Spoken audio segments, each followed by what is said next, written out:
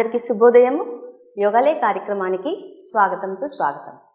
నేను మీ doctor JK Swapna, yoga థెరపిస్ట్ని.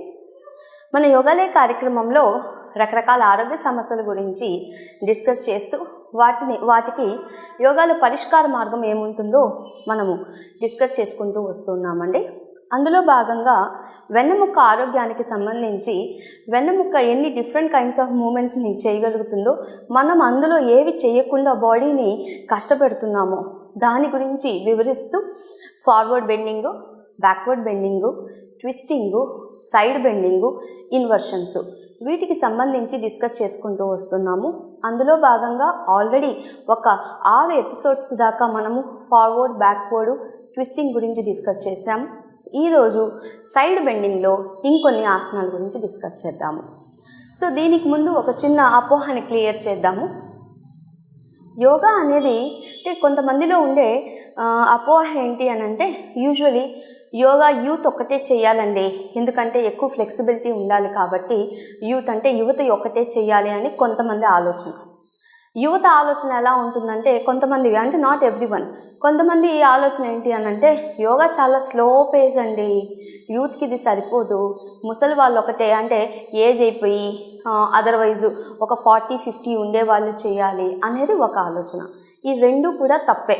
Yoga అనేది అందరూ చేయగలిగినవే. అబోవ్ 8 ఇయర్స్ అంటే చిన్నపిల్లలు 8 ఇయర్స్ దాటాక ప్రతి ఒక్కరూ యోగా ప్రాక్టీసెస్ని వాళ్ళ ఇళ్లల్లో లేదా వాళ్ళ ఇంటి దగ్గర ఉండే సెంటర్స్లో కానీ ఎక్కడున్నా కూడా యోగా ప్రాక్టీస్ హ్యాపీగా చేయొచ్చు. ఇది ఓన్లీ యువత చెయ్యాలని ఎక్కడా లేదు. మీరు టీవీస్లో లేదంటే సోషల్ మీడియాలో డిఫికల్ట్ ఆసనాస్ చూసి ఇవి నేను చేయలేనేమో ముసలి వాళ్ళు లేదా కొద్దిగా మిడిల్ ఏజ్డ్ వాళ్ళు, ఇది ఇంత ఫ్లెక్సిబిలిటీ నాకు లేదే అని అనుకొని యోగా చేయడానికి భయపడిన అవసరం లేదు. అన్ని ఈ జిమ్నాస్టిక్స్ టైప్ ఆసనాస్ ఇవన్నీ కూడా మన శరీరాన్ని ఏమీ ఆరోగ్యంగా ఉంచలేవండి. శరీరాన్ని ఆరోగ్యంగా ఉంచుకోవాలంటే చాలా సింపుల్ ఆసనాస్ ఉంటాయి. మీరు ఒక్కసారి దగ్గరుండే యోగా సెంటర్కి విజిట్ చేయండి, ఆసనాస్ ఎంత సింపుల్గా ఉంటాయో మీకు తెలుస్తుంది. మోరోవర్ ఆసనాస్ ఒక్కటే యోగా అనగానే అందరికీ గుర్తొస్తుంది. ఆసనాలు ఒక్కటే కాదు, యోగాలో ప్రాణాయామ ఉంది, మెడిటేషన్ ఉంది. అవి మీకు మానసిక సాంత్వన కలిగిస్తాయి. కాబట్టి ఆసనాలను చూసి భయపడి ఇది యువతే చేసుకోవాలని ఎల్డర్లీ పీపుల్ చేయకుండా ఆపొద్దు. యువతకి సందేశం, మీరు యూత్ ఉండేవాళ్ళు ఇది ముసలి వాళ్ళు ఒకటే చేయాలి, ఇది మన శారీరక దృఢత్వాన్ని పెంచదు అనే అపోహని క్లియర్ చేసుకోండి. మజిల్ స్ట్రెంగ్త్, కండరాల్ని బలోపేతం చేయాలి అనన్నా, శరీరాన్ని దృఢంగా చేయాలన్నా యోగాలో చాలా ప్రాక్టీసెస్ ఉన్నాయి, ఇంటెన్స్ ప్రాక్టీసెస్ ఉన్నాయి. చతురంగ దండాసనాలు ఇవి కానీ మీరు రెగ్యులర్గా చేయగలిగితే, అలాగే కొన్ని స్ట్రెచెస్ అంటే అధోముఖ శ్వనాసనం నుండి అలాగే శశాంకాసనం దాకా వెళ్ళేవి, ఆ తర్వాత దండాలు అని అంటారు, హనుమాన్ దండ, రామ్ దండ అని కొన్ని ఉన్నాయి. ఈ స్ట్రెచెస్ కానీ ఇవి యాక్చువల్లీ మిమ్మల్ని 100 గుంజీలు తీయమంటే ఒక జిమ్లో ఉండే పర్సన్ తీయలేకపోవచ్చు. యోగాలో గుంజీలు సూపర్ బ్రెయిన్ యోగా అని అంటారు. సో ఇలాంటి గుంజీలు తీయడం కానీ, హ్యాండ్ బ్యాలెన్స్, లెగ్ బ్యాలెన్స్, మీ శరీర బరువుతోనే మీరు మీ శరీరాన్ని దృఢంగా చేసుకోవచ్చు. సో నౌవేడేస్ మీరు కానీ చూస్తే చాలామంది యువత ఈ పోస్చర్స్ కోసమే హ్యాండ్ బ్యాలెన్స్, లెగ్ బ్యాలెన్స్, ఒకటి డిజిటల్ మీడియాలో వాళ్ళ ఫొటోస్ పెట్టాలని ఆ ఇంట్రెస్ట్, ఆ ఫ్యాన్సీ, ఆ డెకరేషన్ చూసి కూడా వస్తున్నారు. బట్ ఇవి మీ శారీరక దృఢత్వంతో పాటు మీ బాడీలోని పంచకోశాలను కూడా మిమ్మల్ని బలోపేతం చేస్తుంది, వీటన్నిటిని క్లీన్ చేస్తుంది. So this is not only for the old people, it prevents you from other diseases. మీరు చిన్నప్పటి నుంచే ప్రాక్టీస్ చేస్తే మీకు రోగాలు రాకుండా ఉంటాయి. అదే అంటే you are doing preventive yoga as a preventive aspect. అదే మిడిల్ ఏజ్ వాళ్ళు ఇంకొకరు మీకు ఆల్రెడీ ప్రాబ్లమ్స్ ఉన్నాయి అనుకోండి, మీరు యోగాని ప్రాక్టీస్ చేస్తే చికిత్సాపరంగా హెల్ప్ చేస్తుంది. సో ఈ రెండు అపోహలను క్లియర్ చేద్దామండి. Everyone can practice yoga. ఇంకో అపోహ, సన్నగా ఉండే వాళ్ళే చేయాలి, లావుగా ఉండేవాళ్ళు చేయకూడదు అని ఎక్కడా లేనే లేదు. ప్రతి ఒక్కరూ యోగా ప్రాక్టీసెస్ని చేయొచ్చు. వాళ్ళ శరీరానికి అనుగుణంగా వాళ్ళ శరీరం ఎంతవరకు సహకరిస్తుందో చేయొచ్చు. గూగుల్లో జెస్సీ స్టాన్లే అని కొట్టండి. యుఎస్లో ఉండే ఒక 110 పౌండ్స్ ఉండే లేడీ, చాలా లావుగా ఉంటారు. ఆవిడ యోగా నేర్చుకోవడానికి వెళ్ళినప్పుడు అందరూ ఆవిడని తక్కువగా చూశారనమాట. మీరు లావుగా ఉన్నారు, యోగా ప్రాక్టీస్ చేయలేరు అని. వాళ్ళందరి మాటలను కొట్టిపారేస్తూ ఆవిడ ఇన్వర్షన్స్ చేయడం కూడా స్టార్ట్ చేసింది. తనొక్కటే యూట్యూబ్ వీడియోస్ చూసి నేర్చుకుని స్టార్ట్ చేసింది. సో బాడీ ఇమేజ్ని పక్కన పెట్టండి. సన్నగా ఉండే వాళ్ళే చేయాలి, లావుగా ఉండే వాళ్ళు చేయకూడదు. లేదు అని అంటే నాకు త్రిదోషాలు అంటే నాకు ఎప్పుడు కఫం ఉంటుంది, నేను చేయకూడదు, క్లాస్లో అందరు ఇబ్బంది పడతారు, అలాంటి అపోహలు ఏమీ అవసరం లేదు. ప్రతి ఒక్కరూ హ్యాపీగా వాళ్ళ బాడీకి తగ్గట్టుగా ఏ ఆసనాలు సరిపోతాయో కంపల్సరీ చేసుకోవచ్చు. రైట్, ఇప్పుడు మనం టాపిక్లోకి వద్దాము. నిన్న మనము సైడ్ బెండింగ్ గురించి ఎక్స్ప్లెయిన్ చేస్తూ కొన్ని ఆసనాలు చేసాం. ఈరోజు ఇదే సైడ్ బెండింగు మనం కూర్చొని ఒక ఎల్డర్లీ పీపుల్ కానీ ఉంటే వాళ్ళు ఒక కుర్చీలో, నిన్న మనం కూర్చొని చూసాం కదా, అది కుర్చీలో నుంచి ఎలా చేయొచ్చో చూద్దాము.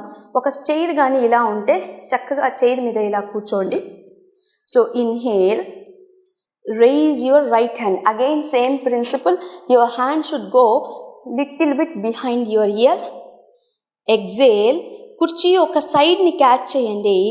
క్యాచ్ చేస్తూ శరీరాన్ని వంచండి. మీకు ఎంత కుదురుతుందో అంతవరకు వంచి సైడ్ పోస్టులు అంటే సైడ్కి చూడండి. 1 2 3 4 5. Inhale, exhale. ఇది చేసేటప్పుడు నిన్న చెప్పిందే, చెస్ట్ ముందుకు రాకూడదు, పాదాలు నేల మీద అలాగనే అట్టి పెట్టుండాలి. పాదాలని ఇలా లిఫ్ట్ చేయకూడదు. చాలామంది తప్పు చేస్తారు. లెఫ్ట్ సైడ్ చూద్దాం. ఇదే inhale, exhale. Those who can place their hand on the floor, they can happily place it.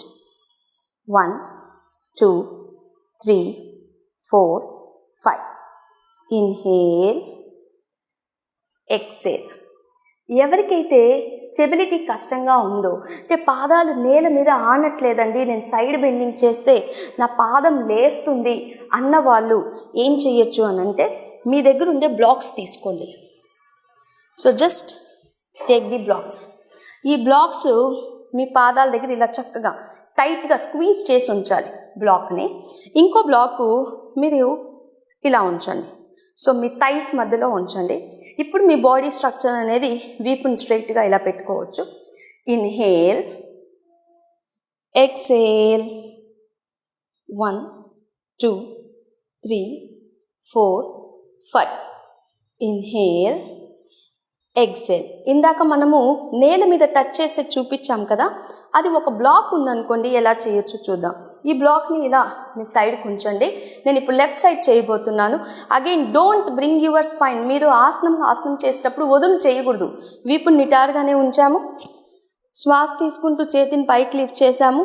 శ్వాస వదులుతూ నెమ్మదిగా మీకు ఎంత కుదురుతుందో అంతవరకు. If you have a block, you can place the hand on the block and give a good stretch. ఈ బ్లాక్ని కూడా, ఇది హైట్ ఎక్కువ ఉందండి, నాకు ఇంటెన్స్ స్ట్రెచ్ రావట్లేదంటే ఇలా పెట్టేసుకోండి. 1 2 3 4 5. Inhale, exhale. ఇదే కుర్చీతో మనము నిలబడి చూద్దాం. జస్ట్ చాలా సింపుల్ వర్షన్. ఓకే, ఇలా నిలబడుకున్నాను. ఇన్హేల్, రైట్ హ్యాండ్ని పైకి తీసుకెళ్ళాను. లెఫ్ట్ హ్యాండ్ని నేను కుర్చీ మీద హోల్డ్ చేసి కుర్చీని పట్టుకొని స్ట్రెచ్ చేస్తున్నాను. ఓకే, కుర్చీని పట్టుకొని స్ట్రెచ్ చేసినా మీకు మంచి ఇంటెన్స్ స్ట్రెచ్ వస్తుంది. Inhale, exhale. ఇదే స్ట్రెచ్చింగు చాలా సింప్లర్ వర్షన్లో మీరు ఇలా నిలబడుకుని తాడాసనంలో నిలబడుకున్నాక మీ రైట్ లెగ్ని ముందుకేయండి. మీ రైట్ లెగ్ని అంటే ఒక పాదం వెనక ఒక పాదం వస్తుంది, ఇలా చూశారు అని అంటే. రైట్, ఇప్పుడు నేను నా చేతిని ఇలా పట్టుకున్నాను, కుర్చీ సపోర్ట్. ఇవన్నీ కూడా ఎల్డర్లీ పీపుల్, పెద్దవాళ్ళు ఎవరైతే చేయలేకపోతున్నారో వాళ్ళ కోసం. అలా అని మిగతా వాళ్ళు చేయకూడదు అనేది కాదు, మీ కంఫర్ట్ బట్టి చేసుకోవచ్చు. Inhale, rise your hand and stretch. 1 2 3 4 5. Inhale, exhale. Right side చేసాం కాబట్టి left side. So just take your left hand, శ్వాస తీసుకుంటూ చేతిని పైకి తీసుకువెళ్ళండి. శ్వాస వదులుతూ బాడీని బెండ్ చేయండి. 1 2 3, 4, 5. Inhale, exhale.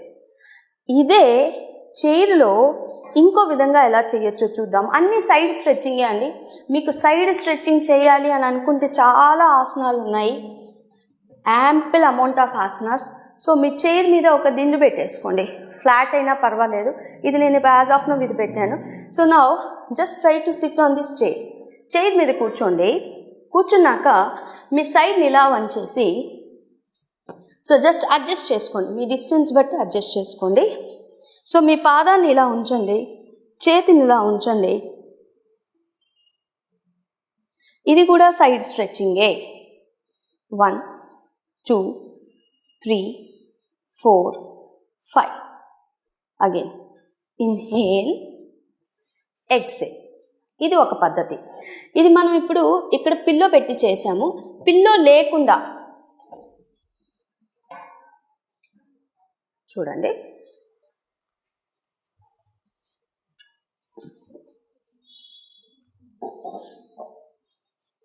ఆ కింద పాదం స్ట్రైట్గా ఉండేటట్టు రావాలి.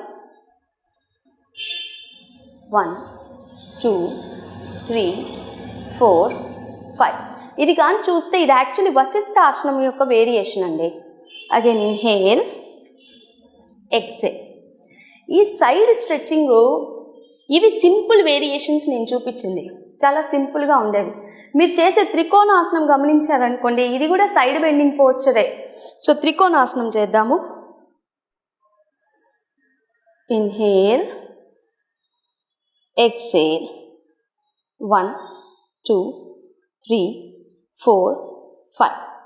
Inhale, exhale. వీరభద్రాసనము 3 అని ఉంటుందండి. వీరభద్రాసన 3 లేదా దీన్ని అర్ధచంద్రాసనం అని కూడా అంటుంటారు, డిఫరెంట్ నేమ్స్. సైడ్ బెండింగ్ ఎలా చేయొచ్చో చూద్దాము. చైర్ యూస్ చేయండి, చైర్ని ఇలా క్యాచ్ చేయండి, then lift your entire body. 1, 2, 3, 4, 5. Slowly down. Chair ఎడ్జ్ని మీరు సైడ్ స్ట్రెచ్చింగ్ యూస్ చేసేటప్పుడు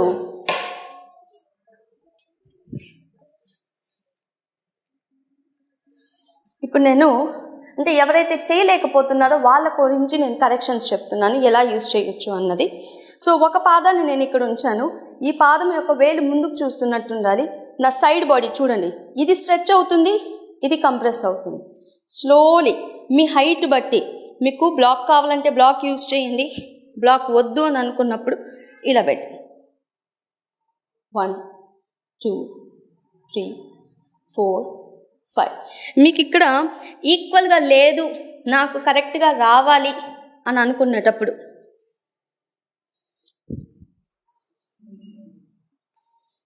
మీకు హైట్ ఎలా కావాలి అని అనుకుంటే హైట్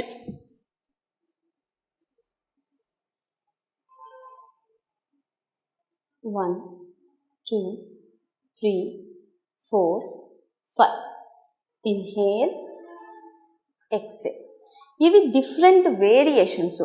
ఇంకో వేరియేషను చాలా సింపుల్గా చేయగలిగింది, మీ ఇంట్లో ఉండే ఏదైనా మాప్ చేసే స్టిక్ ఉన్న తేలికపాటి స్టిక్ ఒకటి తీసుకోండి, పాదాలని కొద్దిగా దూరంగా ఉంచండి. సో ఈ స్టిక్ని పట్టుకొని చేతులు సరిసమానంగా వచ్చేటట్టు చూసుకోండి. శ్వాస తీసుకోండి, శ్వాస వదులుతూ intense side stretch. 1, 2, 3, 4, 5. Inhale, exhale. 1, 2, 3, 4, 5. Inhale. ఇదే స్టిక్ని నేను నేల మీదకి వచ్చేటట్టు వంచుతాను చూడండి. శ్వాస తీసుకోండి, శ్వాస వదులుతూ ఇది ఇంకా ఎక్కువ స్ట్రెచ్ వస్తుంది మీకు. 1, 2, 3, 4, 5. Inhale, exhale.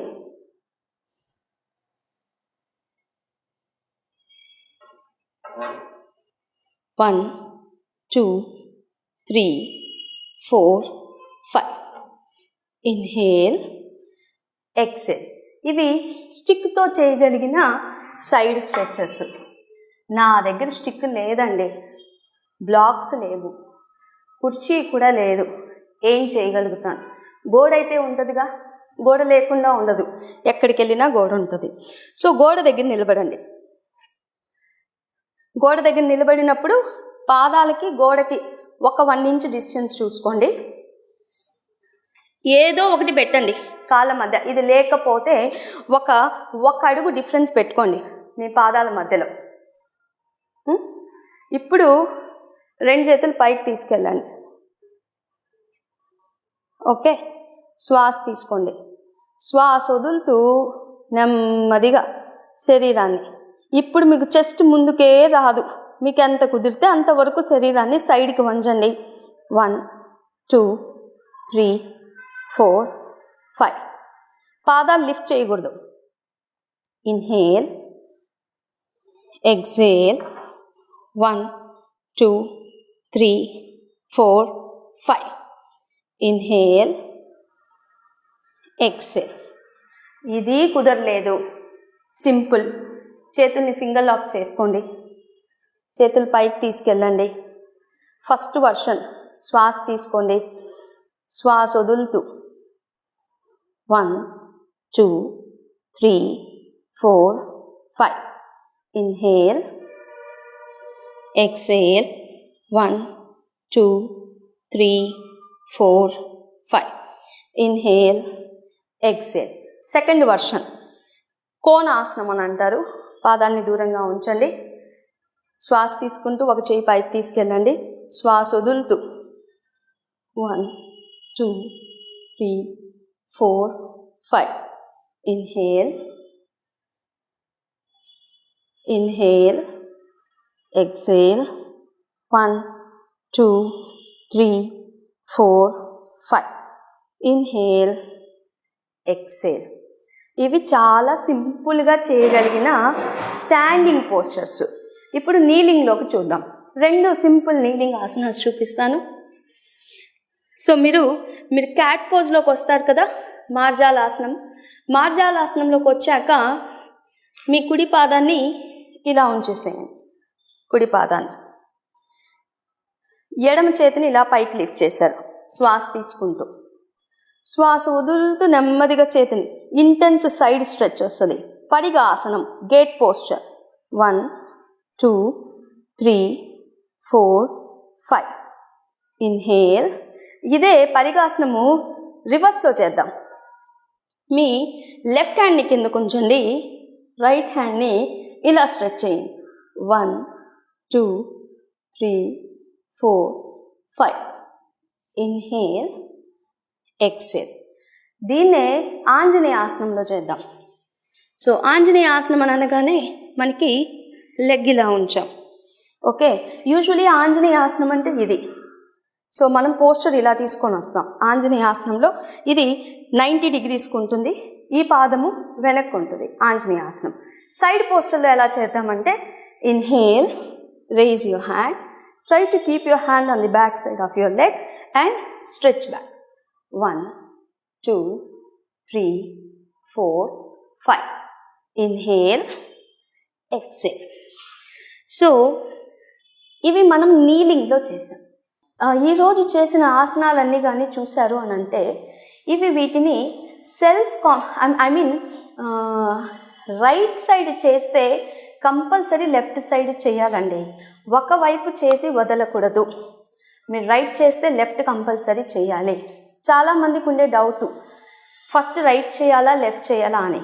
Always start with your right side. ఎప్పుడు రైట్ సైడే ముందు స్టార్ట్ చేయాలి, ఆ తర్వాత లెఫ్ట్ సైడ్ స్టార్ట్ చేయాలి. ఆసనాలు కూడా ఇంటెన్సిటీ బట్టి మనం వేరియేషన్స్ చేంజ్ చేసుకుంటూ వెళ్ళిపోవచ్చండి. నిన్న మీకు 8 ప్రిన్సిపల్స్ ఆఫ్ యోగా థెరపీ చెప్పాను. సో యుక్త శిక్షణ, ఎవరి శక్తి కొలది, లేదా వాళ్ళ బాడీ తత్వము బట్టి, వాళ్ళ బాడీ కాంపోజిషన్ బట్టి, వాళ్ళ బాడీ స్ట్రక్చరు. అంటే కొంతమందికి కొన్ని ఆసనాలు ఈజీగా, అంటే ఒరిజినల్ ట్రెడిషనల్గా సాంప్రదాయబద్ధకంగా ఉండే తాడాసనము కొంతమంది ఈజీగా చేయలేరు. అలాంటప్పుడు వాళ్ళకి ఒక వాల్ సపోర్ట్ లేదా బ్లాక్ సపోర్ట్, చైర్ సపోర్ట్ ఇలా ఇచ్చి చేయించవచ్చు. అంటే మనం మోడిఫై చేస్తూ ఉన్నాం. ఈ ఏవైతే మనం సైడ్ బెండింగు లేదా మనం ఏ క్లాస్లో ఏది ఎక్స్ప్లెయిన్ చేసినా ఒకటే గుర్తుపెట్టుకోవాలి. మీకు నేను ఇక్కడ చూపించిన వర్షను మీకు కష్టంగా ఉంటే దాన్ని తేలిగ్గా చేయడానికి మోడిఫై ఏమైనా చేయగలుగుతామా? మోడిఫై చేయాలి, కానీ ఆ ఆసనం వల్ల వచ్చే బెనిఫిట్ మీరు పొందాలి. ఆ బెనిఫిట్ పొందుతూనే మోడిఫై చేయాలి. మోడిఫై చేయమన్నాను కదా అని తాడాసనాన్ని కూర్చొని తాడాసనం చేస్తానంటే కుదరదు. తాడాసనం నిలబడుకునే చేయాలి. నిలబడి చేస్తేనే శరీరం మొత్తాన్ని సాగదీసినట్టు ఉంటుంది. తాడెము అంటే తాటి చెట్టుకి సింబల్గా తాడాసనం అని అంటారు, లేదా తాడాసనాన్ని మౌంటైన్ పోస్చర్ అని కూడా అంటారు, అంటే పర్వతం లాగా. సో దాన్ని నేను మోడిఫై చేయమన్నాను అని అనుకోండి, నేను కూర్చొని చేస్తానంటే కుదరదు. నిలబడే ఈజియర్ వర్షన్ ఏముందో చూసుకోవాలి.